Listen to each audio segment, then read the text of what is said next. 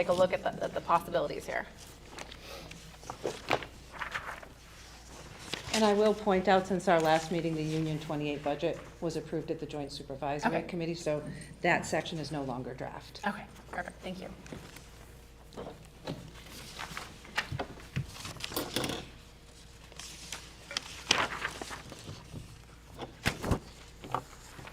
was one line that I had a question on. Sure. And now I don't know which budget I was looking at. Yeah, scenario. So we're working with scenario 1. So scenario 1, yep. Do you want to start with that one? Sure.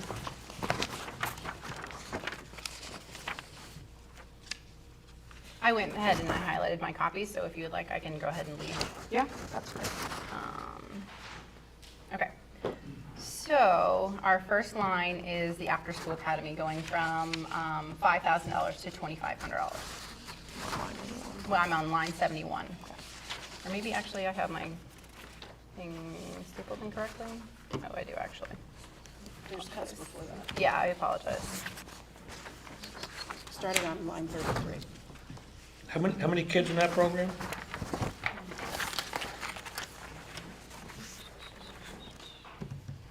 I thought I was organized. Stephanie, look at me. I thought I was. Lisa might know the answer to that. I would say probably 15-ish, depending on the day. We have an early child care one there, and then we have K through 6. So it just depends on the needs of the parents. Okay. All right, so going back up there, sorry, I jumped ahead. So for line 33, principal technology going from $500, going from $1,000 to $500, so a $500 decrease.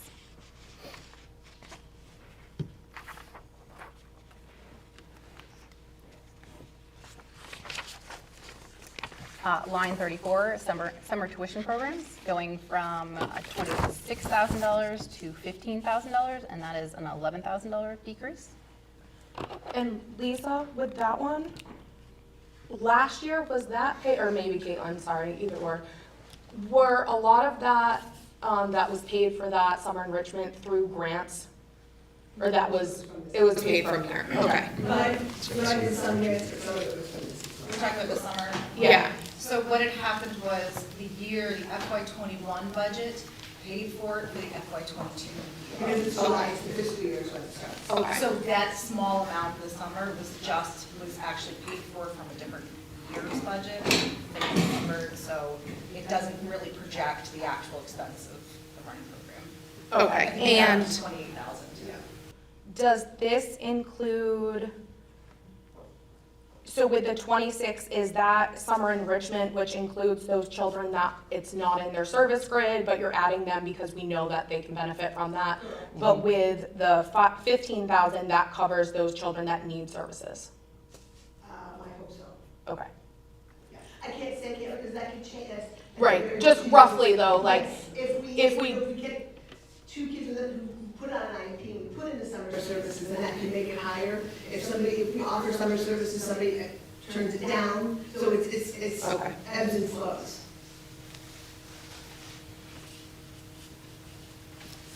Any more questions on line 34? Line 35, classroom teachers, regular education, budgeted $944,234, decreased to $818,685, a total difference of $125,552. Now, could you speak to what positions that was? I didn't hear you, Jen. Could you just speak to what positions that was? Because I have one classroom teacher and one preschool teacher. Those are the two positions? If the school committee chooses to. No, I understand. I'm just looking what the line is. Yes. What does the line contain? So that is classroom and a preschool, because on your other one, it said 70 and 70. So this would be the accurate. I don't know what you have in front of you. So the one that you had given me, it said 70 and 70. So classroom and then preschool 70 and 70. So that would be $140,000. But then on the budget here, it says 125. That also represents the unified arts. Okay. So then the other portion is somewhere else on here?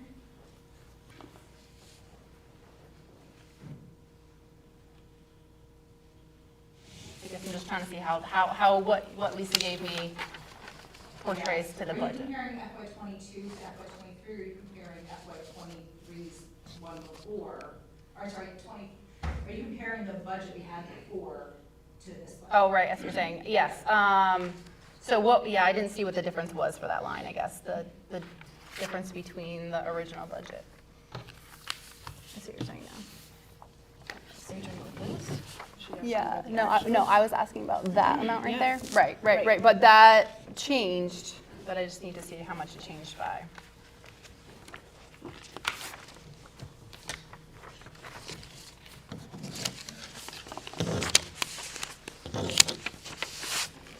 Line 35 in the original requested. Okay, it was an increase, that's why, okay. Yep. Thank you very much for clarifying that. So on line 35, can you just clarify what, was happening? Yes, please, thank you so much. Can you clarify what you said again for line 35? So line 35 originally was budgeted for 2024 at $992,713, and the new budget request is $818,685.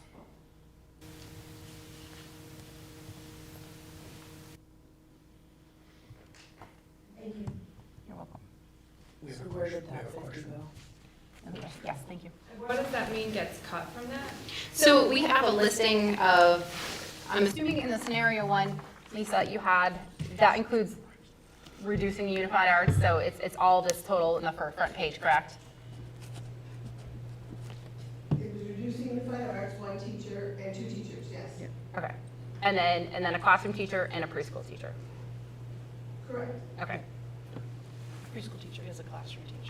No, I understand. I'm just, it absolutely is. I am just going by what the words are on my paper. No, I think All are for educators, clarity's absolutely. purpose, Yeah. we were talking about the numbers for preschool, and then scenarios were with the numbers So basically, yes, cutting two. from 2 to 1. Certified staff, we would call them that. Perfect. Two certified teachers. Educators, One yeah. in preschool due to the possible enrollment numbers. Correct. That's it. Thank you. That's why it was designated preschool. Absolutely, yes. Could we clarify what the unified arts cuts would be, like from 5 days a week to 4 days a week? Which positions, there must be some thought into that, like is PE going from 5 to 2 days, that kind of thing?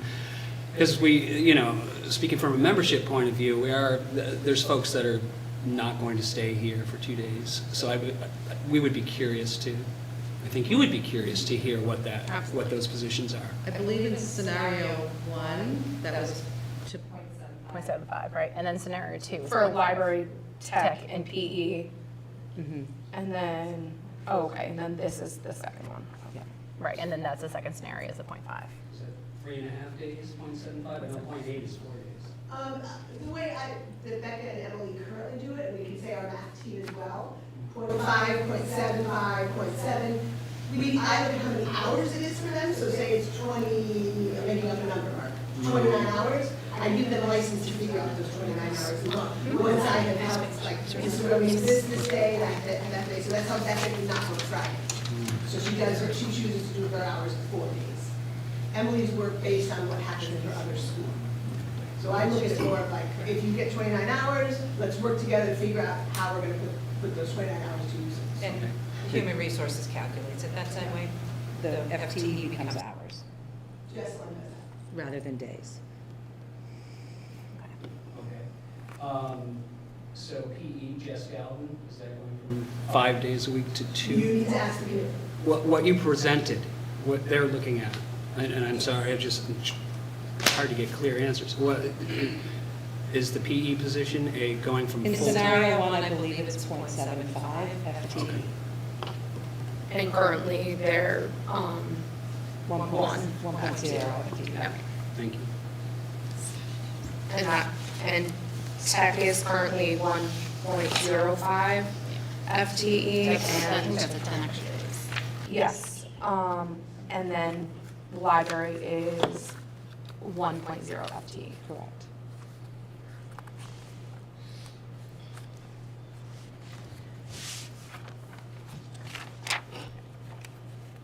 So back to Okay, so then line 45 is a library teacher. So that is going to a 0.75 FTE. So, And that Yeah, I'm falls gonna go under ahead and read the Unified numbers. Arts, it's just listed in the budget separately. right, exactly.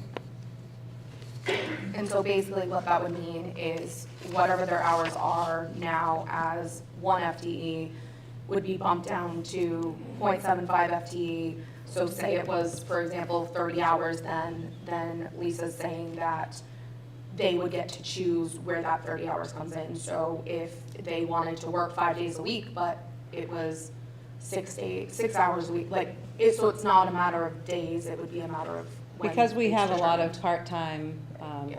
employees in Union 28, and a lot of them have other jobs where we try and be flexible to get the hours in if they do have other positions. Yeah, I was just trying to answer that. Is our new OT. She's working different hours than our former OT, Mary Gilman, because she works Thursday, Friday, she has the option to work another job at someplace else. So she does 2.5 days, or 3 days here, and then 2 someplace else. Yes. So then, I understand it looks like it's just a few hours less, but the day that children are in school doesn't change. And both our librarian and our gym teacher do more than just hold classes. They pull small reading groups. They co-teach with me. They teach health. They pull students one-on-one to give them extra PT and OT support, like above and beyond. It would be really detrimental to lose them as anything but full-time.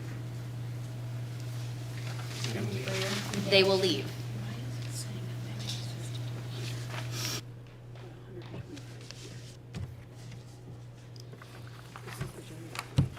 Right. Because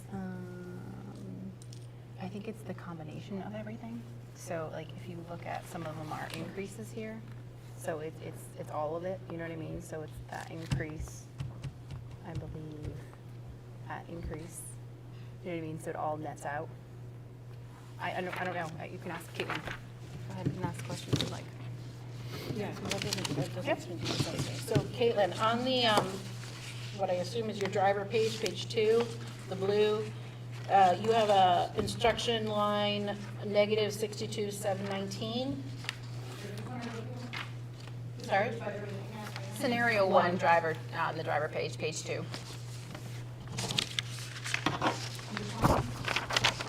Well, in the driver page, you have instruction as a difference of 62,719.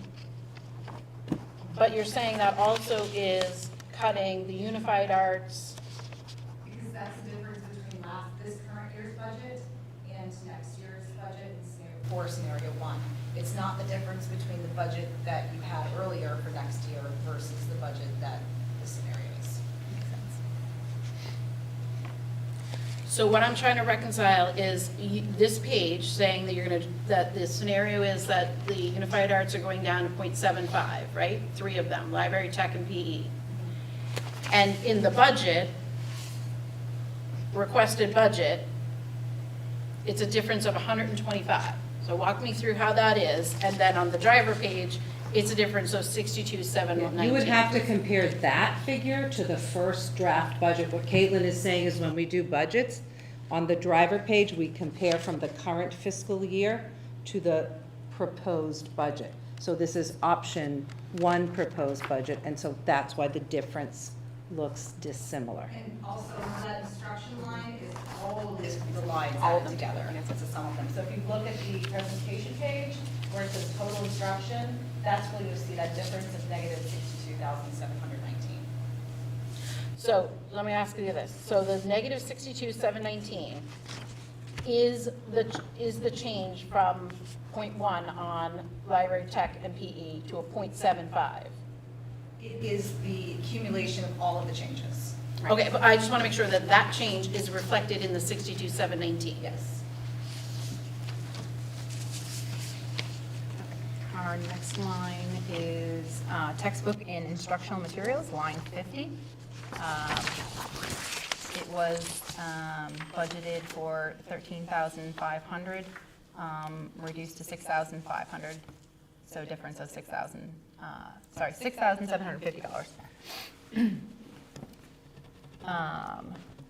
Library materials, line 51, was 4,200, reduced to 2,100, a difference of 2,100. Please stop if I'm going too fast. Line 55, field trips and programs was budgeted for $10,000. New budget amount is $5,000, difference of $5,000. Instructional technology materials was $12,000, reduced to $3,000, a difference of $9,000. Can I just ask a question about that? Absolutely. So that includes all of our like subscriptions to all of those things. If we were to reduce to the 3,000, does that cover, does that cut, like what would be that impact? No, it wouldn't cover it, no. Yeah, we Okay. cut definitely. Yeah. And- The one thing I can say is COVID caused us to get a lot more subscriptions, so I think we have to work as a collective team to see what do we need, what are we using. Pat typically sends out an email at the end of the school year to the staff and says like, we list all the things we have, who's using it. And then that's how we've been whittling away since we've been back in person, and that's something we have to do. Yes, question? Could I ask for a clarifying question, whether that would impact the assistive technology subscriptions we have, Snap and Read, We have to look at- co-writer? Yeah, can't get or another cost, so we have to look at it together. Are those captured in IEPs for some students? You need to ask the liaisons how they're written, and I can't answer that. I know we put assistive technology, I don't know if it's specifically saying Snap and Read, or if it's specifically saying Google Docs, that's something that I don't want to speak to, because you get the wrong information. If I can just make a quick comment about that, there's several of us on staff who've spent a good amount of time being trained and training our entire classes to be able to use text-to-speech and speech-to-text so that they have greater access to online documents and also have greater facility with producing their own writing using technology. And it's hard to hear that. It's very hard to hear about the cuts, possible cuts to staff, because that directly impacts the children and this well as well. Do we know how much that program currently is? I do not. I'm sorry, I don't. No worries. Have an idea, we can work it in. Right, it's also been supported, sorry, our work has also been supported by training through the collaborative. So if that happens to come up as a line item where there are cuts made, I'm not sure how that financing works, but it's integrated. The way that I use that technology in my classroom, particularly, like Laura was saying, every single assignment is that through that platform for particularly 1 or 2 students, but it benefits more than just that, because it reads assignments to you. These are, so for kids who are dyslexic or for kids who, whatever's going on. So that would be really, really bad to lose that. Thank you all. Oh, yes. I just want to speak to that, not only the teachers, but as parents of kids on IEPs, we use that. That is part of, and I will fight tooth and nail to keep that for my kiddo in his IEP. He has to have that, like reading, he's only come this far because he has these tools that help him. So I just hope that when you guys collectively look at this as a team, that we think of the kiddos who can't function without it. It's a need in our village. Thank you. Anybody else have any more questions on that line from the committee? Not that one, the one before. Line before, sure, no worries. The field trips and programs, yep. Go ahead. Caitlin, do we have, what we've spent so far this year in field trips? No, but I can find it. Thank you.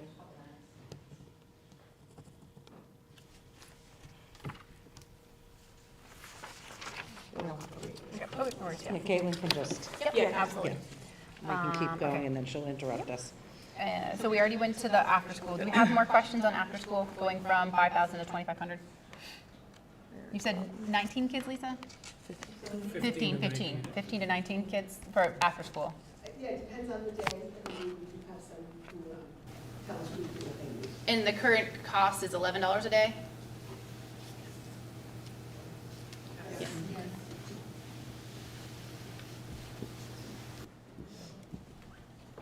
And how many hours is that?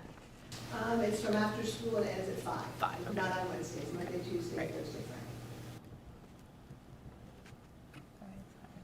And how many staff do you have? Does it rotate on the day or, okay, so every day, just roughly, how many? Right now, Just we 2? only have 2 staff members working. Okay. And that includes preschool? Oh, no, thank you for that, Caitlin, but that's separate. Julie Wheeler does that totally separate. We don't integrate the preschool. Okay, so is that timing still the same? And the cost is still the same? Yes, and their timing is a little bit earlier because the preschool program ends early. Get 3. It starts a little early. I do have, so today, $2,561 for field trips. Sorry, one more time. Sure, $2,561.97.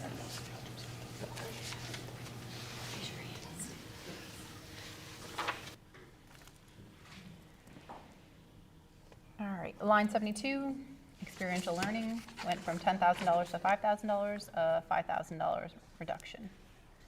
So this line replaced Nature's Classroom, correct? So that it would be like what you would be doing for, is it just Morse Hill?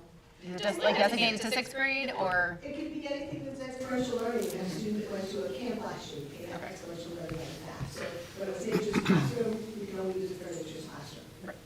Now, is Morse Hill planning going again this year? 6th grade already went in the beginning. Oh, they did, okay. Okay, so that how much is spent so far in that one? You know, I'm thinking. And you can ask your question while she's looking at that. Oh, just going back to field trips, I think that most field trips might happen in May and June. So even though that number seems low, I think it's going to be a lot higher. So just for you to take into consideration. Experiential learning is $2,392.60 has been expended so far this year. Okay, and so Morse Hill's already happened, so that's been paid out of that account. $2,392. But again, to Steve's point, we may have more experiential learning requests, just like the field trips, some of those happen in the nicer weather. It includes Morse Hill. Thank you. All right, line 80. Oh, sorry, thank you. I just have a question about that. So if we drop budget and, you know, something goes outside of the budget, does that mean parents pay out of pocket if we want our kids to go on a field trip? Is that what that's asking? Yes. If we drop the budget so much that then we don't have the money in But we our also- school budget? We also have our student activities fund as well. So each grade does have some money that I believe was fundraised also from PTO as well. I think there's actually, what's preschool? I didn't have that expenditure report, but I do have the preschool. In the preschool actually account, we do have $23,000. In the revolving tuition. Yes, no, I know, I'm just saying for preschool, but that's what is currently in there. Thank you. Line 85, school grounds maintenance, went from $4,000 to $2,000, $2,000 difference. So what is that cutting? Right now, that's cutting porta potties.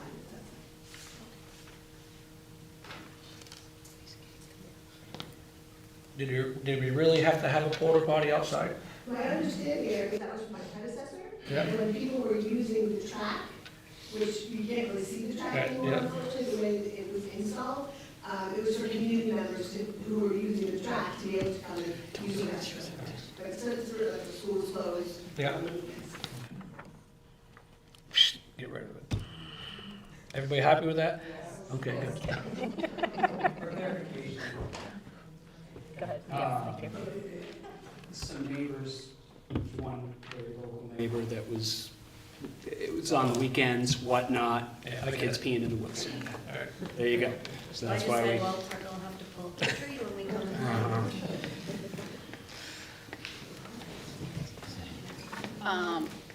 right, line 101 is acquisition of new equipment, going from $5,000 to $2,500. Any questions on that? 102, replacement of equipment, going from $7,000 to $3,500, difference of $3,500. What kind of equipment are we talking about? That could be anything. Any It could equipment. be if we need, any equipment that we don't put through capital planning. So if we needed a mixer in the cafeteria, if our maintenance staff needed something for maintenance to use, again, something that is capital planning expense. A new vacuum, a new floor polisher, those kinds of items. What was that? Vacuum, floor polishers, waxers, any kind of equipment that doesn't meet the capital planning threshold or standards. Doesn't sound like we need those things, especially for the bathrooms. Line 103, equipment lease, going from $14,500 to $4,500, a decrease of $10,000. And what does that include? We lease our copiers. We also have a large use of a large technology lease Mhm. for Apple equipment, and that lease is, we haven't had that in quite some time. So that necessary, like that cut wouldn't necessarily cut anything, or? I want to say that, Caitlin. Okay. I just want to make sure I'm understanding, like, it's budgeted there, but we haven't touched it in a while, so that might be a safer place. We're on the Okay. same target, yeah, same way. I think we touched upon all of them in scenario 1. And do we wanna, are there any that we're feeling like yes to that line, like the porta potty, for instance, like do we wanna say, okay, we wanna keep that decrease on that line, or do you feel like we wanna go through both of them, or I'm just trying to Yeah, no, I see what people are. Can I suggest that we might want to go through scenario 2 since I have Right. Okay. another meeting? That's a good idea. So it Okay. might be good to ask questions then. Great.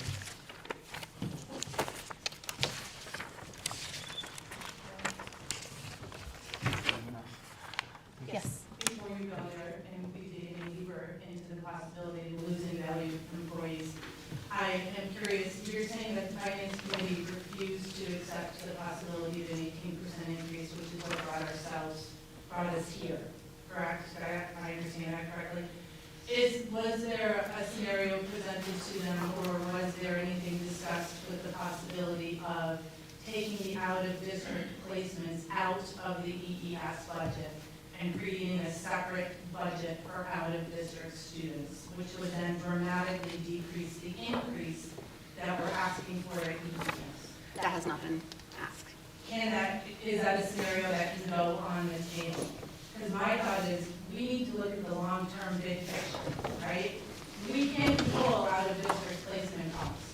Those are expenses we now have to incur, and we have to incur them for several years. Some of these children could possibly be covered until they graduate high school, which could be anywhere between 18 and 21. Those are expenses that more than likely will continue to increase on an annual basis. We can't control them. It doesn't make much sense to me to leave them as part of our Erving Elementary School budget, when just like our secondary budget, those are expenses we have to accept because we can't control them, we can't set them. I think what we were trying to do too as well is pulling that out of the picture and like looking at what our budget was, and that was like a 5% increase. So that is kind of where we're kind to try and, I guess, cut back on. So the out-of-district placements overall contributed to 5% of the 18% increase? No, it was 13%. It was 13%, so it only, right, Caitlin, you can speak to this better. It was 5.2% increase Yep. if we took out the out-of-district placement and transportation. Right. And we are also actually trying to work on the transportation as well. We're trying to think creatively and possibly acquire 1 or 2 vans and drivers so that it's not $181,000 every year. So eventually, the first year would be a heavier, obviously, cost of allocating the equipment, but then after that, you're just paying for a driver. So again, we're trying to think creatively to So will those options be presented to the finance committee at next Monday night's meeting as well? That we're trying to think creatively on transportation, and maybe they want to consider creating a separate budget for out-of-district placements, especially considering the possibility that there may be others in the future. Right now, we only have 2, but there may be more. You never know. We don't know what the future holds, so. I don't know the answer as to whether you can create another budget for that or not. I've never seen that model before, and I think the message from the town was that it's not that the town doesn't want to give them money, they don't have it. There's only so much money. So if we don't look at ways of reducing our budget, then other departments will have to reduce theirs. But I think we need to be clear that we've not actually talked to and formally presented anything to the finance committee. So finance committee has not rejected anything here. I want to be very clear about that. This committee seems to have taken it on to reduce the budget with the assumption that the finance committee would not support it, but we've not yet actually gone to the finance committee and presented any budget. That's what next week is going to be. That's the 13th, right, Mackenzie? This has always been done in the past, where we go ahead and we are presented with a budget, and then we go ahead and if it's I've been on the committee where we've had scenarios before we went to the town, and we had to go ahead and make budget cuts. So this is not a process that has not been done before. I've been on the committee. I'm just saying. I'm speaking to the comment about the finance committee has rejected, or the finance committee would not accept, and I'm saying, for clarification's sake, Yes. we have not formally presented anything to the finance committee. So I want that to be very clear. Since the finance committee is not here to speak to it, I want to be clear on that. They have not rejected anything, because they have not seen anything yet. Yes. Have they said, and have we heard at all from the select board about supporting, has anybody heard anything about supporting those students that are out of district placements? I can't imagine that they wouldn't support them. It is a cost that we are going to have to incur. It is what is best for the children. I'm wondering, Becky, are you referring to, has anything been decided about a special town election for this? Right. Or a special town meeting Yes. for this money? Yes. Oh, okay. I have not heard anything. It has. Selectmen has- Yes.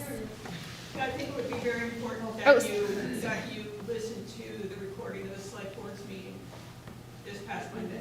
Yep. He's here. He's here. Go ahead. Sorry. It was the topic on the agenda for the select board meeting last Monday, and it was discussed. Thank you. And we are still working through the draft.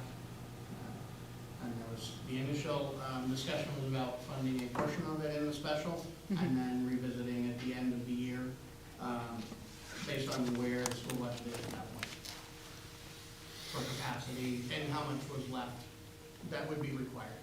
I think and don't quote me, I don't have my notes with me, but I think the discussion was funding about 200,000 in the special, was our tentative discussion. And that would leave, I believe it was around 150,000 to revisit at the end of the year.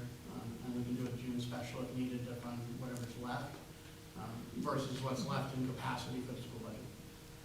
And I Sounds believe good. that conversation was about this year's budget. That is the not- current year, Yes. just the Yes. placement right But now. not the 18% budget that we have for next year. So. Correct. Sorry, I didn't understand your question. Thank you. Thank you all for clarifying. Now I understand where you're came from. I'm sorry. If I may, I have that backwards. 150 now, balance later. Okay. For this year. Just for FY '23, correct. Okay. All right, moving forward to scenario 2.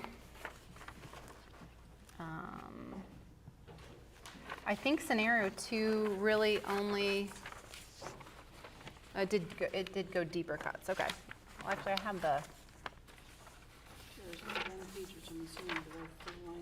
right, it's just higher cuts. So line 50, textbook cut from, hang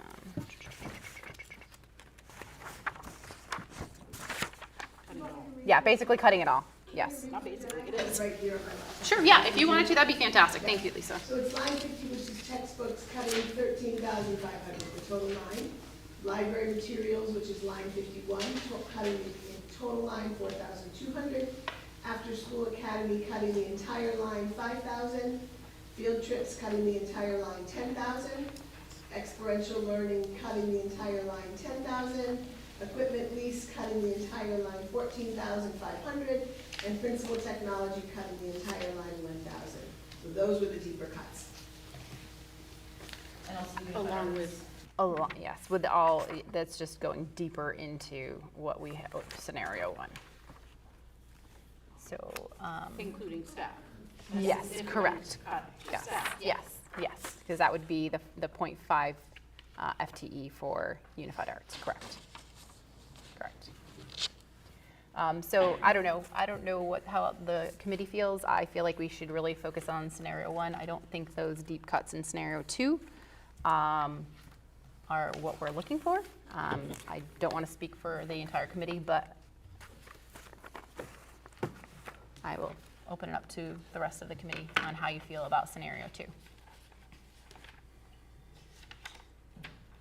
Yeah, I don't agree with just zeroing out everything that we did mathematics. However, I do feel like some of those line items are the ones that I'm feeling a little more accepting of. Comfortable. Yeah. Eric, do you have anything that you want to add? I agree with Caitlin.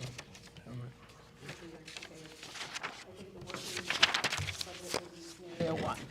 Great. All right, so let's move towards that. Do we have any other further questions right now? I just want to make sure we ask all of our questions because I know that they have to scoot in the next 5-10 minutes. So do you have any questions? Otherwise, I think we should just, the superintendent, the principal, or no, you're here till 6? But Caitlin and I need Caitlin to has to leave go as well. shortly. Yep. Yes. Would you mind just clarifying the staff impact in both scenarios? Yep. With the deeper cuts in scenario 2? And the deeper cuts in scenario 2, yeah, it just means it would go, the unified arts would be, instead of 0.75, it would go to 0.5. And it would include music. Correct, yes. Library, tech, PE, Yes. and music would be 0.5 FTE in scenario 2. And So in that's- scenario 1, you were taking out a teacher entirely.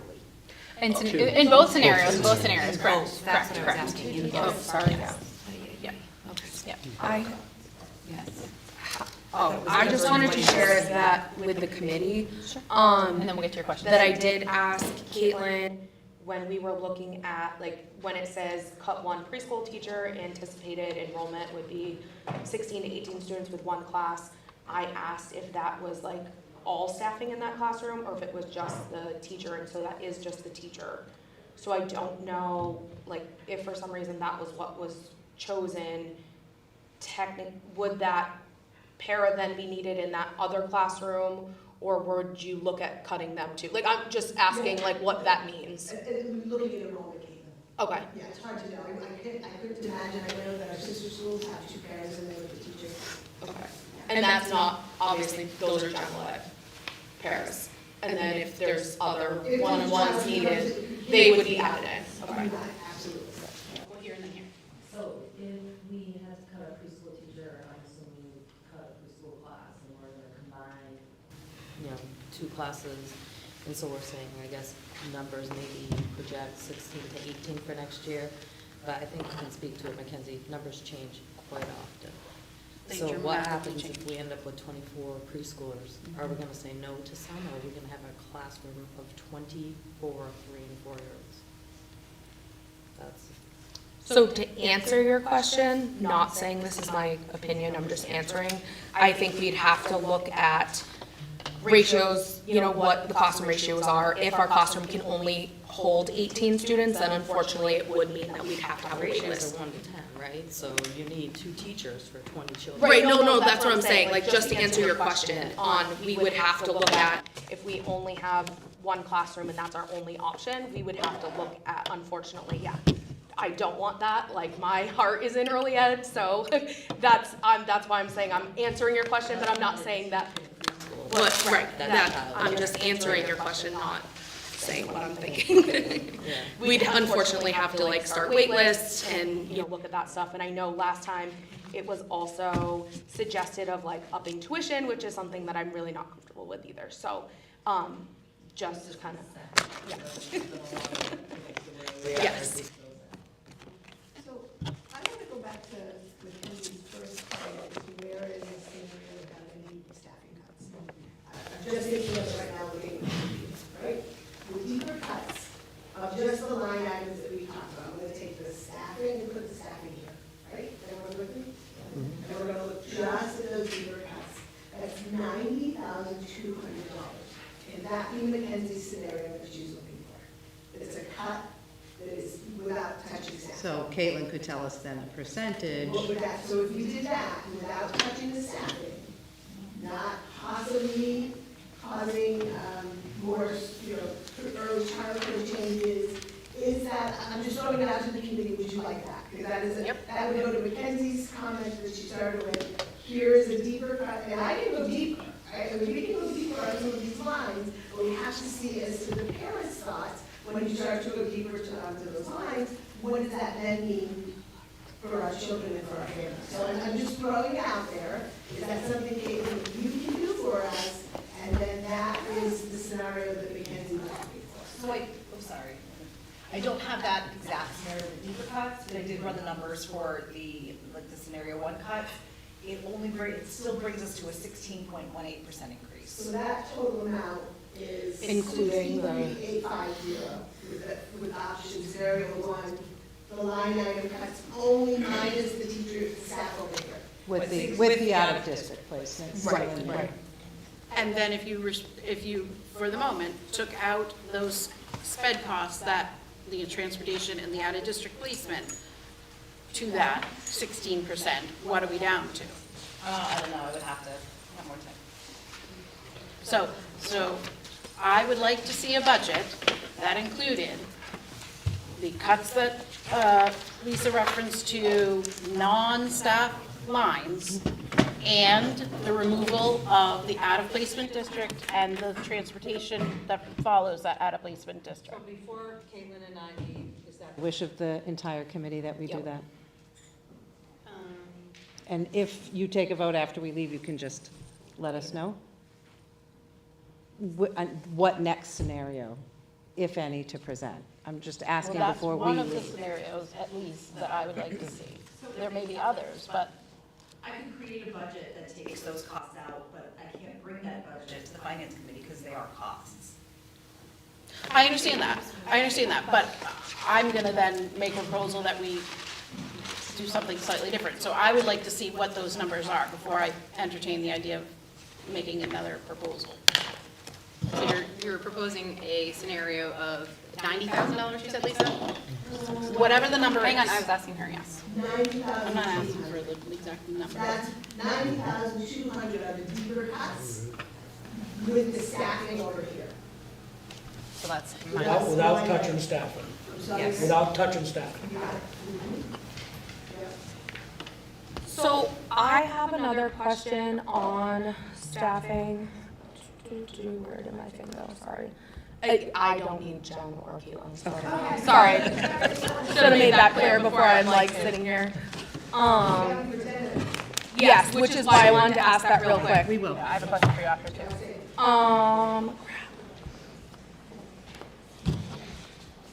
Hold on. You can ask your question. I'll ask mine in a second. I forgot my question. I just have the wrong thing open. 1 second.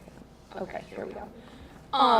So with the teacher cut, we kind of briefly touched on this last time, so I just want to bring it back up and kind of like talk about that. Currently, right now, there are, technically for next year, we would have that extra staff person. And then we talked about where that staff person might go and where those needs are. We're also, you know, from the data that you have shown, first grade has had the most referrals for math, for literacy, and for adjustment counselor / social worker, you know.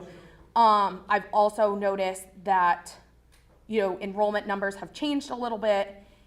If you were to keep all of your staffing, like, is that, I know you can't promise anything, or like, but is that what your thought process is? If you're keeping all your staff to help that class, or are there different scenarios that you're looking at, or are you feeling like since enrollment has decreased that the need isn't there? Like, I'm just putting all those scenarios out. That's a great question, Caitlin. I still am looking closely at the current first grade, at the needs of those learners. They were 3 when we closed our doors in March 3 years ago.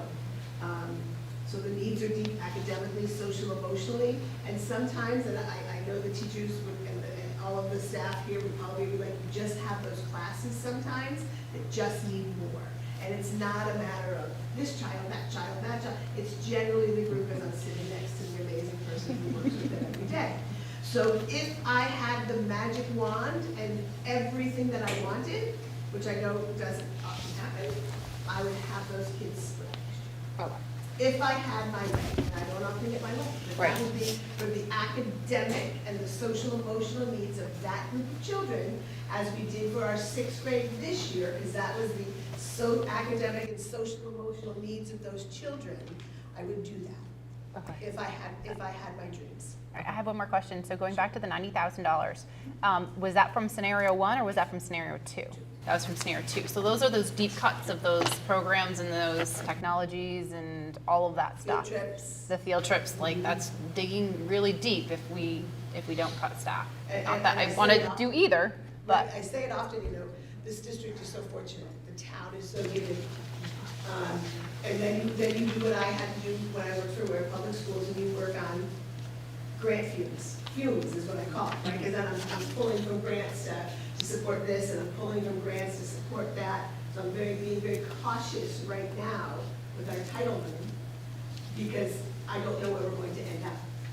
So as I'm getting some people wanting some materials, I'm like, we're gonna pause for a minute, because I don't know where we're gonna end up here. Right, our current ratio of student to teacher is 3 to 1 in the building, and I don't know where else you could find that. So I think that was my, sorry, Mackenzie. For our kids. Don't we wish everybody had that? Can I just clarify then my request, Jen, because that's different information than I If we could thought. please not shout out, I would like to, Well, I can ask you to step out if you'd like. Okay, please. you're gonna ask me to step out. I would like So it if we let could me just just be ask my respectful is what I'm question. asking. Thank you. I misunderstood. I thought you were talking 90,000 was scenario 1, so I want to clarify what I'm looking for, and then we'll make sure that Caitlin gets this message too, as far as the scenarios go.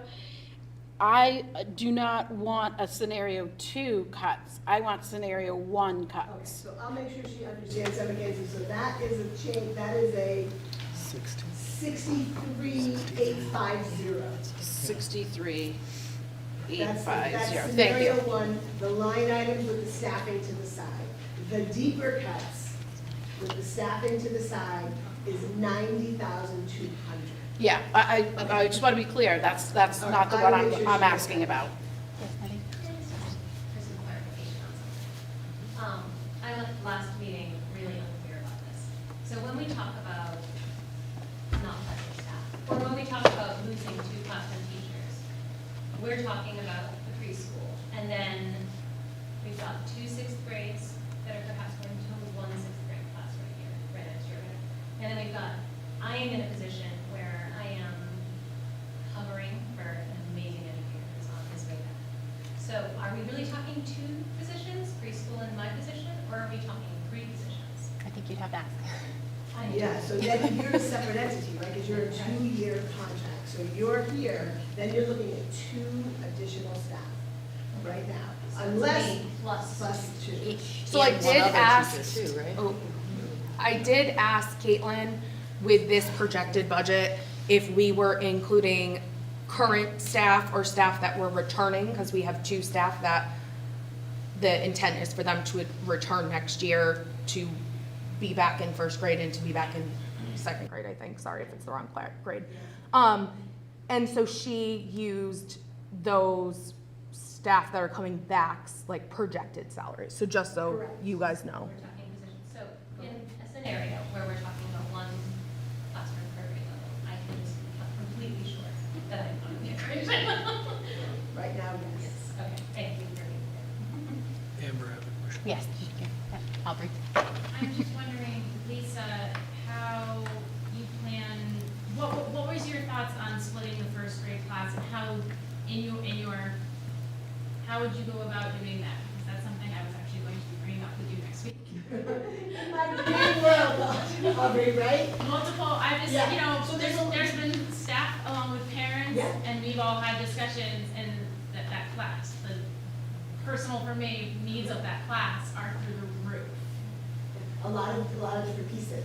So one is going to be our space in the building is tight since we brought Union 28 in. So I'd have to have a discussion to see like, is there an option for that? For Union 28 to move to another Union 28 school? Is that even on the table? So that would be my number one thing, is to find a space to be able to have another classroom. Okay. So that would be the first thing, and then it would really be looking at the needs of the kids, the personalities of the children, who gets along, who doesn't, and then the academic needs too, and the social emotional. So it wouldn't just be like, you're going here, you're going there. Really thoughtful planning, as we did with the sixth grade. I was gonna say, because I'm You're that too. You're part of that too. Yeah. As was done by Ms. Disorder last year and working with the sixth grade And teachers the and reason myself. the reason I'm asking that is because when they did separate the sixth grade, I mean, it's been an absolute phenomenal 180 flip for not just my child, but for multiple children in those grades. And I'm just wondering, as, you know, these first graders, you know, how many of the kids in there, I don't know, what am I trying to say?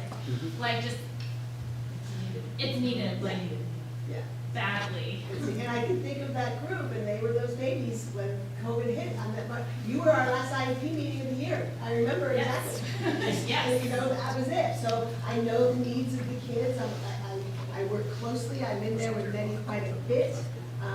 So it's really something to raise on.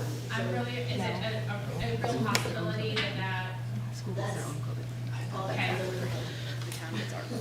So, and just to clarify, I guess kind of piggybacking off of those, is that classroom teacher cut would essentially be one classroom teacher for each grade. Or I guess those two teacher cuts, because we'd bring preschool to one. So that's what that would be bringing, is one teacher for every grade back down to that, if that is helpful answering that. That helps people understand. Yeah. Yes, that's a great way to put it. Okay, that's fine. Unless you're piggybacking on that. I am, but Okay, that's okay. quickly, we're just gonna take something quickly from the committee member, and then we'll come to you guys. Oh, you want me to go first? Okay. Okay. So, Nenny, just to be clear and just for everybody's sake, the school committee's role is to set the budget. Then underneath that budget, how it gets sliced up, the principal decides. So we can't say, you're out, right, but you're in, but you're out. That's not our job. You can read into it, but I just want to make sure everybody is clear. The school committee doesn't make the decision as to which staff stays and which staff doesn't. It simply, has an overarching budget, and within that budget. I respect that, but I also, there's only so much flexibility we have in this Yep, scenario. but I just want to be So clear depending on that the we school are not committee making that decision. We are just making the decision on how much money is going to be there. How the pie gets sliced up is not. I just have a question about the preschool teacher position. I understand what we pay is minimal. So what is it that when we pay for preschool, maybe Mackenzie can answer this, what are we paying for? I know probably not the salary of the teacher, You but. are. Yeah, for so one of them. You're paying a portion of the salary. Yeah, portion. So how is that, I don't understand then. If we're paying for the teacher to be there, you're cutting your portion of it? Like, why can't that be, why does, not that I don't want any teachers cut, but I'm just saying, like, why, for preschool wise, because it's such an integral age, I feel like those kids coming in, they need to have smaller classes so that they can get what their social emotional learning is.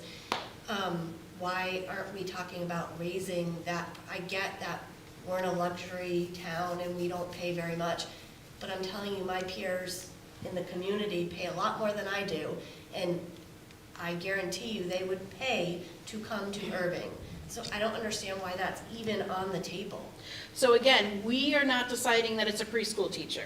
We are deciding what the money will be, and then Lisa, in her role, decides that it's a preschool teacher, or a sixth grade teacher, or a first grade, or whatever it is. That's not, I'm gonna agree and disagree, right? Because if we say there's one class per grade and the budget's only supporting one salary per grade, I can't say we're not gonna have fifth grade this year, and we're gonna have 2 preschools. Correct.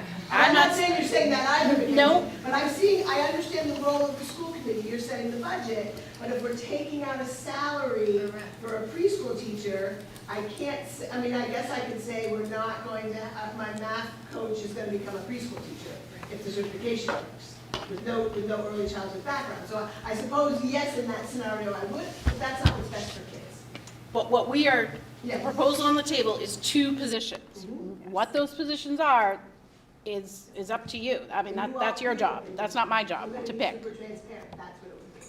And I apologize, if anyone has anything, we have 2 minutes over, I'm gonna be 2 minutes late for my daughter. Do you need me? No. I just wanted to say that, you know, I have had kids in this town and in this school for 9 years. And I grew up, I lived in Hatfield before it was school of choice, and you had to live in Hatfield to go to the school system. And I distinctly remember fundraising, my parents paying for school supplies, having to pay for field trips, and I get that we live in a town where we don't want to do that to people because, you know, not everybody has dual incomes, and, you know, we live here where we have cheap taxes, and we live here for a reason, and I think I've stayed as long as I have because of this school system. And the thought of getting rid of teachers just to save money because other expenses have gone up that are outside of our control doesn't seem valuable to the children. So I think that really needs to be considered. Thank you. And just, go ahead. No, you wanna go? Just to go off of the whole preschool thing too, I think in my mind, what I'm thinking about, if we raise tuition, is that gonna lessen enrollment, and then we're back to 1 teacher because we don't have enough kids to support, but then these children are coming in after the fact, and then they're costing more or needing more supports, and it's not helpful. So like, that's not even something my head really wants to go to, because I believe that that's like our foundation of our school, right? Those are those first children that are coming in. So as much as if we look at increasing tuition, I'm not sure that's gonna answer our issue. That's not gonna, it might bring us back down to back where we are. I just think that, you know, in terms of looking at some of the deeper cuts that take away from, you know, all the field trips and school materials and stuff like that, I think that as a parent, and, you know, possibly even just how much we would raise tuition to be acceptable enough that we would still possibly see enrollment versus, you know, just saying to cut everything all together. I think there needs to be a happy medium in terms of just saying we need to get rid of staff because that's where the most money, we can take out the most money. And I think that a lot of parents would agree that we would rather be paying for the luxuries that we have right now and our, you know, a bus field trip for our kids to go versus cutting staff where my kids are at. I don't even know how many days they're in school, 180 days a year. And I think that's where we were looking at with scenario 2 is, yes, bringing some of those line items down to 0 might seem dramatic or scary in some places, but I think that was also that conversation of if we bring, say, example, we bring field trips down to 0, like, is that then where we can go talk to the PTO and work with them and get that, and materials, is that an ask that we can ask? Like, you're right, that isn't something that we currently have to do, but those are those things that we might need to kind of go back and forth and make those decisions on, and I think that's where some of those things are coming from. And I think that, you know, at the end of the day, any dramatic changes is going to be scary and hard, and trying to work together as a team to figure out where we can make up for those deficits and how we can all work together to make that happen. And I think that, you know, that's what I'm here for. Just a quick question or a quick comment, I guess. Something I'd like to point out for the Unified Arts when you're talking about reducing their hours. Jess Galvin has a degree. She does much more than just PE. She does health, she does transfers. We know this. She does a lot more than just what she does. My husband, I believe, and if I'm not incorrect, he's the only IT technical person that we have here who actually has a degree in technology. And as well, covers more than just teaching the technology. He's fixing the printers, he's fixing this, he's connecting, he's helping us with our personal cell phones if we need them. He's out there constant, and any day he's out, there's calls all the time. We need, this is down, we need you. So if you cut them to part-time, and I know Jess just bought a house, and I know we bought a house 4 years ago. If part-time doesn't work for us and we're forced to find employment elsewhere, what is your strategy for hiring new people to replace them with his education, his background, his experience, his flexibility, and the fact that it's been said that we already get paid too much or aren't worth what we're getting? We're really not considering getting a raise. We need to consider that, think about that a little bit more. It's a very hostile environment towards a lot of the teachers. You're basically making it look like we want bargain basement, but expecting the highest, best, and brightest to come in and apply. The two are at odds. It can't work that way. So please consider that, because the teachers we have now are experienced, and they care about the kids. If you want someone who's right out of college, and maybe doesn't know what they're doing or has no experience, or maybe has experience but it's a little bit spotty, that's what you might wind up with. So please just bear that in mind. Thank you. Yes. And I just to follow up on what you were saying, I mean, we've just gotten over a slew of PE teachers because the job was in 2 schools. It was part-time here, and we were that was what we were getting, was people fresh out of college, and then they were here for a year and then left. I mean, that's the quality that you get. That's, you know, when you have. You know, we're people too, you know? Like, I just bought a house. I can't afford that on nothing. Like, sorry, you know, that's just the way it is. I want to have a family. I want to be able to have the life that all the other teachers have. It's, you know, it sucks to be, you know, because you teach music, well, you're the first one to go. Like, as if, you know, I'm like less of a person or something. I have the same degrees that everybody else does. You know, and it's the same thing with PE and art. You know, it's just crazy. But just to come back to it, you know, we just got over a PE teacher, like the Curse of the Dark Arts, Harry Potter situation, like because that was not a full-time job, and it, you know, they were like, I'm out. I'm gonna go find a full-time job somewhere else, either in teaching or not. So I'd also just like to reiterate this. These are scenarios that were presented to us. It doesn't mean that we're definitely voting on them. Being a formal educator, I don't agree in cutting yards. That's the first thing to always go. They absolutely need it. That's one thing that I already X'd off on my scenario. That's my own personal opinion. I don't know what the rest of the committee feels. But I definitely want to speak up for the arts, because again, that's the first thing that always goes whenever we're making budget cuts. I don't know if anybody else wants to add anything to that.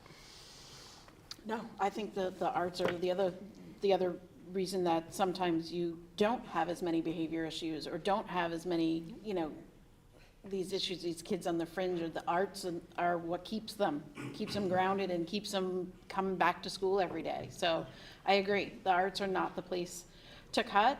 I think we need to be very creative in dealing with that transportation cost, and you know, we need to do what's best for our children, and if that's an out-of-placement district, that's a out-of-district placement, then that's what's necessary.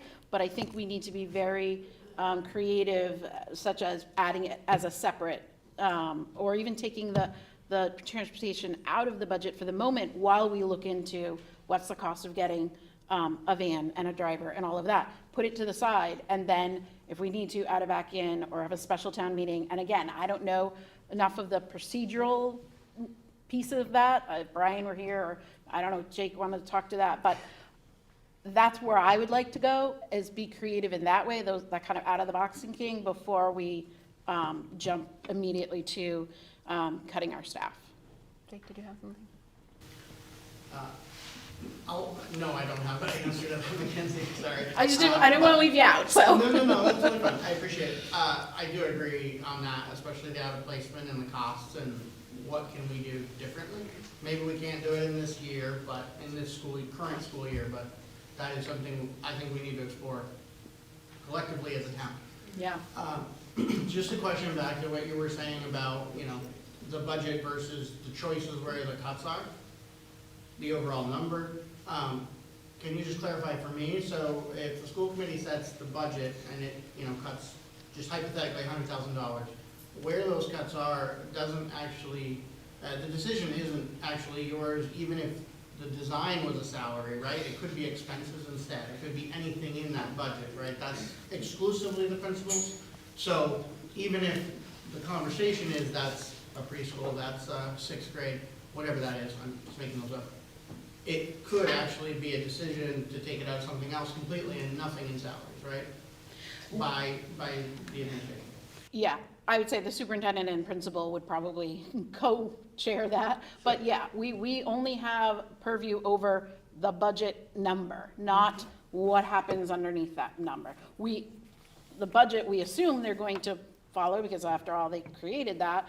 But yeah, I mean, things shuffle. But in that line item that they put it in, it has to be spent out for that, right?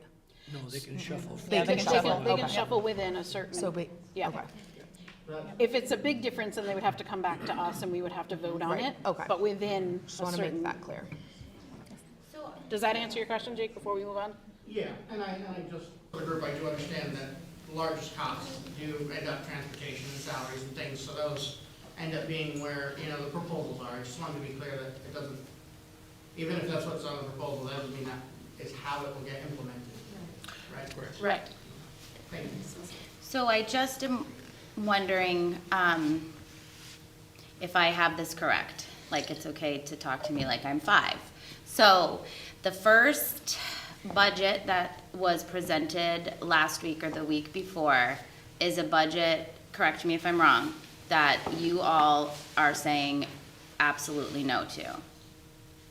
So then we come to tonight and we have our 2 or 3, 2.5 scenarios. And am I correct in hearing that you all agree when we take the cost of the transportation out of the budget and we're left with this approximately a 5% budget increase, that even that, because that 5% then is what was presented the week before, that you don't want to go with either. We want to still try to cut a little bit more, you still would like to see cuts. It's just I'm just trying to understand. I was hoping tonight that we were going to hear yes, the budget's going through, but it's not seeming like that's happening. And so I'm wondering, I'm trying to understand what is it that you are grappling with and not comfortable with, or is your commitment to what do the students need, we're doing it, or is your commitment to something different? I'm having a hard time understanding what we're talking about here, because it sounds like we should just vote it through, and I don't know, and maybe I'm not understanding. Can someone maybe help me? What happens now? It's 6:10 and we don't have our principal or superintendent anymore. I don't know what happens now. Okay, I run the bowling house. My father says I got $100,000 a year. That's it. Yep. I gotta maintain the lanes, I gotta pay me, I gotta pay the electric, I gotta do this. And what happens if I go over budget? Right. Close. We have X amount of dollars. The town, correct me if I'm wrong, Jacob, the town can only appropriate 2.5%. If we go over 2.5% through the whole town, we have to have a special election, or special vote, or whatever. Prop 2.5 override. Yeah, 2.5 override, okay? So we only have X amount of dollars, all right?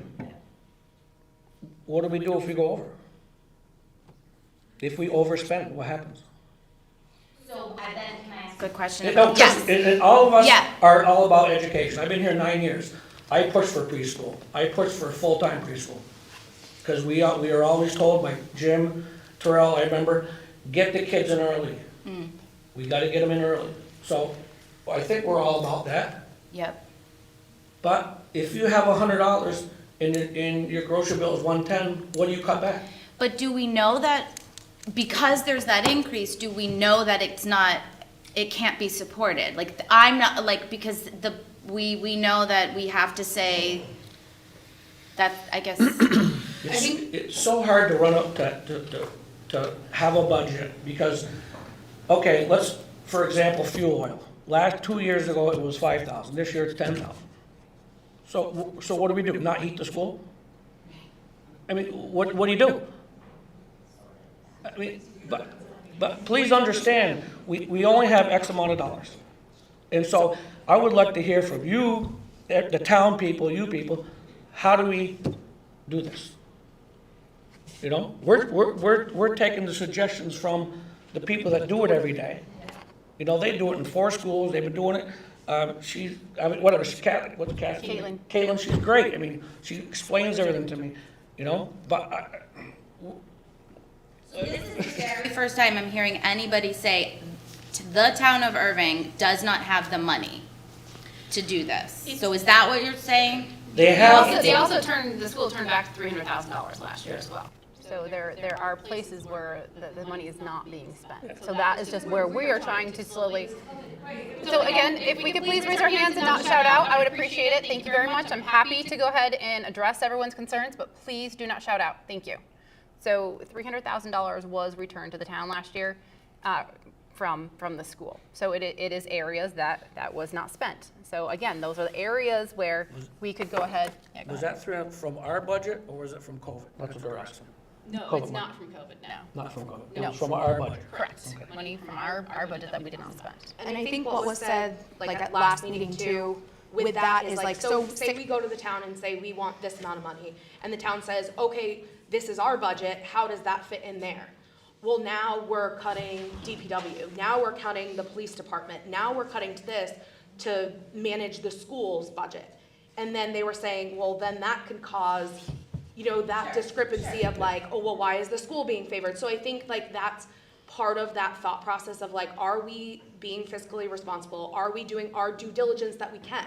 And if we bring it down from 5% to 4% and present it after that, then we've done our due diligence in that respect to be like, okay, we've really gone through it, all we can get down is a percent and then present it. Like, that might happen, that, you know what I mean? So I think that's kind of where that idea of like, well, how does the town not have the money? And it's a lot of different parts, but at the end of the day, the town can only have a certain amount of money without that 2.5 override that goes through for the vote. And then if that happens, you're going to involve all of the townspeople, and then you are gonna have those, like, each department, you know, getting up and who's gonna be the better one and who deserves it more, and a lot of that conversation that we're, you know, seeing happening here. So I think, I don't know if that answers your question, but like, that's where that comment, I think, is kind of coming from, in that sense of like, sure, Erving might have money here, here, here, or here, but that isn't what they're looking at right now. The state says, or each town can have their budget. If you go over it by this amount, this is what has to happen next. And then in there. So I think we're a portion of that, you know? And I appreciate the looking at all, right, crunching numbers. I don't want to do that, so great. But I just wonder when, like, we've presented this budget from our expertise and from what we think this school needs, what happens now? So we're going to discuss that in just a minute. We're going to have a discussion amongst the committee and where we move on from here. Do we have any more questions before we move forward? Yes. I was just curious, so the 300,000 wasn't from COVID money. Do we know what it was from? Because if it was not, I mean, why can't we cut that, whatever that was? That's a good question. Actually, you're getting some of it back, right? A special town meeting, maybe? It's not just one year either. Whatever. Yeah, it's been multiple years. I think if I heard right. Well, it came from multiple line items. I mean, I'm happy to give you the expenditure report, send that your way, or you can ask Caitlin for it. Okay. But, yeah, like I said, it's multiple lines. Okay, so it wasn't just like one thing, it was. No, it wasn't. Nope. Okay. Yep, it's a mixture of salaries, it's a mixture of transportation, instructional supplies, field trips, Okay, 'cause we. professional development, Yeah, because we get people retired, so retired. salaries. Equipment lease. Yes, yes, go ahead. Yeah, I think when the comment made that it was from COVID, I think what that meant was that due to COVID, there were no subs in this school. There were all kinds of things that just weren't happening that were figured into the budget that due to COVID, we were unable to do. We were unable to do those field trips. We were unable to get those subs. So yes, the school could have went out and just ordered everything that we wanted, but we didn't. We said, let's return the money back to the town, because someday we might need to call on them. Well, here we are, and there you are, telling us, well, you gave it back? Oh darn, then I guess you didn't need it. And that wasn't true. We just didn't have any subs, we didn't do field trips, we didn't do snacks. There's lots of things we did not do because of COVID. So that money was able to be returned. And in the past, because I've been here 23 years, I know in the past we've had principals who have said, oh, we still have $50,000, why don't you all order what you need? But because of the principals we've had in the last couple of years, they said, no, we've got to return this money. So is that what we got for the honesty and appreciation of this town? Is, okay, no, sorry, we can't support you anymore. I don't think that's the message, no, really. So what is our number? You use an example, you have $100,000, but it's very concrete. What is the school committee's amount? What? I think we need some time to digest. I don't know about Okay. you all, but I think I need a few more days to take a look at this, and if we get the other scenario, I don't feel comfortable making a vote this evening. I don't know how just the committee feels. Yes, go ahead, I Eric. just want to comment on what you just said. Yes, the town got money back from the school budget. A lot of times they don't, but every time that, as long as I've been in this town, I was on the finance committee for 5 years, school committee for 9 now. Every time the school's gone to the town for extra funds, they always found a way, after the budget was presented, look, we went over something, and we went back to the finance committee, the select board, and say, hey, this is what we got, this is our situation, how much you need? Okay? So it's good that we give back money to the town, and it's always been a understanding between the select board and the finance committee that say, hey, something happened, we need $100,000. And no one's ever said no. We've had good discussions about it, but we've always got it. Well, no. We're not asking, we're talking to just you, so we haven't talked to Right. You're telling us that this is what the town is going to tell us. Yes, that's why we are doing our due diligence to try and do what we can before we go ahead to the select board. That's what you want to say. Yeah, I guess maybe it's kind of all of your points. I think what we want to do here is be able to present the most fiscally responsible budget that we can to the FinCom and Select Board when we meet with them, but at the same time, making sure that we can make the case that this is what the school needs. So for instance, I'm not about scenario 2 because to me, that doesn't make sense for this school, right? Sure, it cuts a lot of money, but what's left doesn't make sense to be able to run our school appropriately. So what we need to do is figure out a budget that will appropriately run our school, that we can go and say, look, we looked, we did our due diligence, we tried to, be very thoughtful about taking money here, taking money there, because we know that this budget is bigger due to some things maybe out of our control, but we're trying our best to be responsible and to be thoughtful about that, knowing that everybody needs to have a piece of the pie, the DPW, the police, the fire, everybody. So we don't want to just go in and be with that 18% budget. Did I honestly think the 18% budget was going to pass? It wouldn't. I mean, it just wouldn't. So if we can go in and say, look, we've cut this, we thought about this, we had a long discussion, we had lots of input, and this is the best we can do, still meeting the needs of our children, then that hopefully will be received better and are more likely to get the support.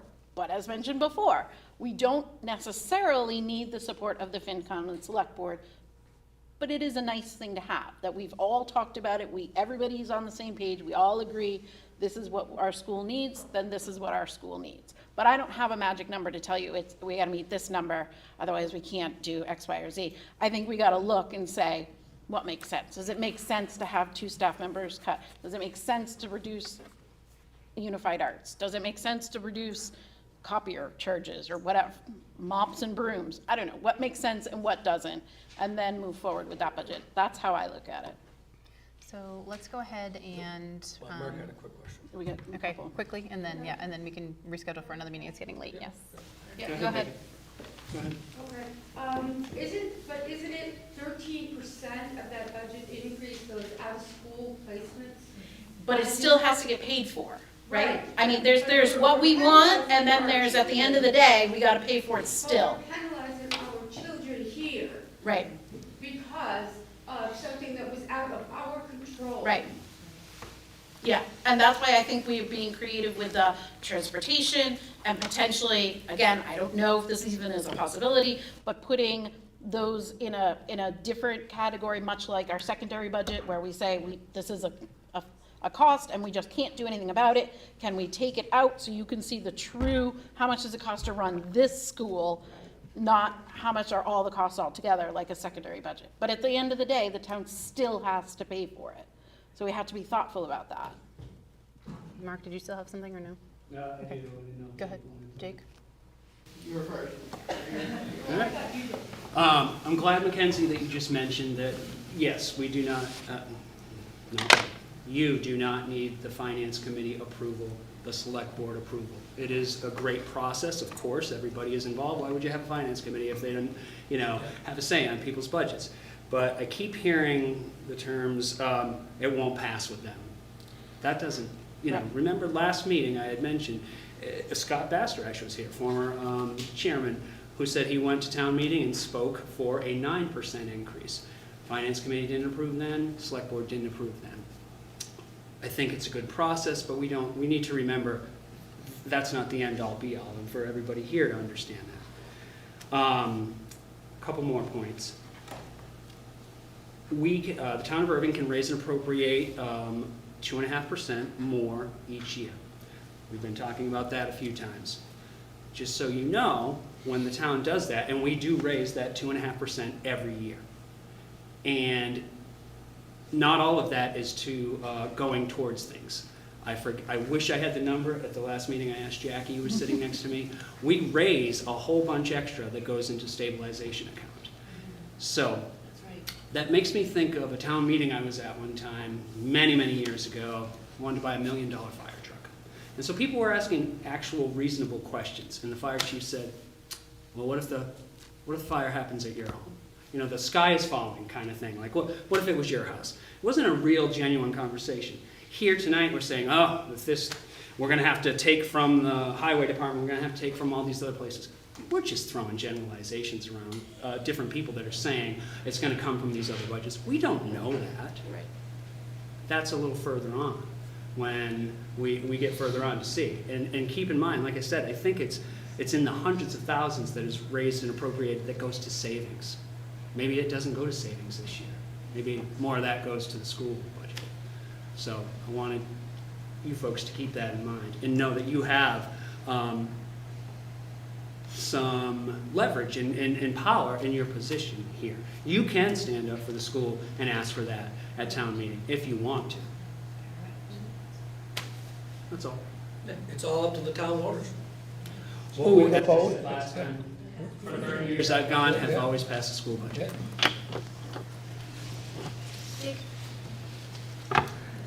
Similar range to what Mark just said, the 2.5 is important, and maybe everyone knows this, but just for clarity, the reason that it's being brought up is the total budget can only go up 2.5 in terms of raising the tax rate. So if it's 18% as an example in the school budget, so where does the other 15.5% come from? All the other budgets have to be 0 or less, level funded or less, to encompass that 15.5 in the school budget, for example, because the dollars still have to be part of that 2.5 on the total, wherever they come from. So it's hypothetical where that may come from, and completely understand there are costs out of our control that are a big part of that number, but they are not the difference between the number and 2.5%. And that's true in every department. I mean, electric costs are up 50%.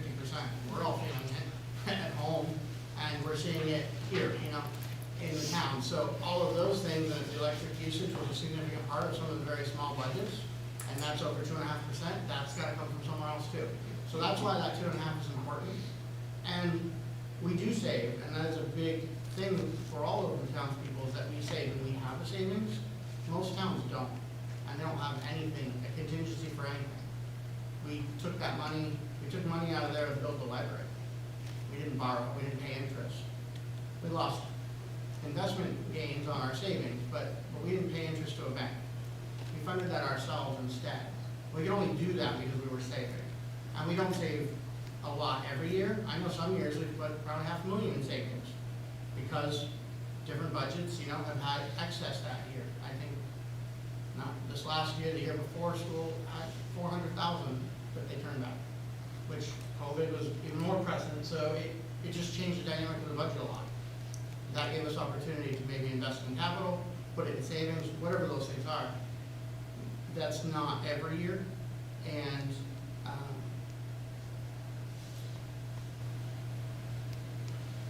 one other one, but it just escaped me. And the last one is, there have been years where the budget that was proposed and submitted did not use all 2.5% of the tax rate. And it wasn't that many years ago, we rolled the tax rate back 10 years. I think it was 4 years ago, 5 years ago. The tax rate, because of revaluations and everything, went back to what it was 10 years prior. Dollars out of our own pocket, right? But the assessors can take whatever's left and raise and appropriate capacity. So let's say we budgeted 2%, and 2.5 is the max. They can take the 0.5% and put it in the overlay after the meeting and the town meeting, and that's it. They just do. They can and do. So completely something that we can't control. That is, and they do it for good reason at times. We have had cases that we're dealing with our largest taxpayers and things like that. So it's not for naught necessarily, but just because we don't budget the full 2.5 doesn't mean the full 2.5 isn't what's in our tax bill and isn't getting put somewhere. It doesn't always equate to capacity. I think this also, this where this money come from and why do we have to pay for it? That's all those lovely unfunded mandates that come from the world of education. And this will be my little plug of reach out to your legislators, reach out to your representatives to allow more funding for schools, knowing that we're having these issues, knowing that early childhood is crucial, knowing that transportation costs are going up, knowing that fuel costs are going up. That's something where all of you, and me too, I'll share that I was looking up standards and everything and requirements, and I looked at PE. The last time the PE standards were updated and they put a motion through was 1999, and there is no requirement of how many hours children have to get. As far as hours, they need to get their standards and they have stuff that needs to be taught, but there's no hours on that. And if you think that's huge, and so those are things that are going to be moved and improved on that way. And so that's just another way to advocate for the school, advocate for the students, and advocate in your state. So I'll just put that plug in too. All right, so shall we go ahead and book another meeting? Yes. Before Monday? Yeah, well, no, we have until the 13th. Oh, okay. So we have all of For next some week. reason, I thought it was. We could do either Monday or Wednesday. I like having an early meeting, at 5 o'clock. The 9th? No, February 6th or February 8th. Can't do Wednesday? I can't do Monday. I can't do the 8th. Okay. My reservation book is not here. Monday? I can't do, Wednesday. I can't do Wednesday. Can you do Wednesday, Caitlin? But can I do what? Why only Monday and Wednesday? I am not available the other days. Oh, okay, that's why then. Sorry. That's fine, I just didn't know if there was a particular reason. There is, you're not available. February, So we could either do a Monday or Wednesday. February 8th. Yep. I Wednesday? can't do, Can you do What later in the time? day or now? Could we, if we did a 6 o'clock, would you be able to make it? I can do earlier in the day. Okay. Can you, I've got a 6 o'clock. do you want to do a I've got 4 a 6 o'clock? o'clock school meeting, a school committee meeting in another district. Nice. Can you all do 4 o'clock on Wednesday or no? Because Is I that just too can't early? get enough of them. Four? 4 on Wednesday? Okay, that's great. Let's do 4? that. 4 o'clock, yeah, Okay. February 8th. We're gonna get the other scenario, we're gonna digest this and hopefully make a decision. I don't think that, I just want to say, 4 o'clock is really awful for parents and trying to be here and voice our concerns. I understand that. Unfortunately, I do need the committee here, so it's gonna have to be based on our schedules. I hear you though. Yeah. You absolutely can go ahead and watch. I mean, we're gonna be live streamed, so you're. Unfortunately, no. Phone a friend. Yep. I'm Wednesday, sorry, I just February 8th can't. at 4 o'clock. Anybody like to make a motion to adjourn the meeting? I'll make a motion. I'll Motion to second. adjourn. All right, motion second. Any discussion? All those in favor? Aye. Aye. All right, and the meeting has adjourned at 6:37. Can we,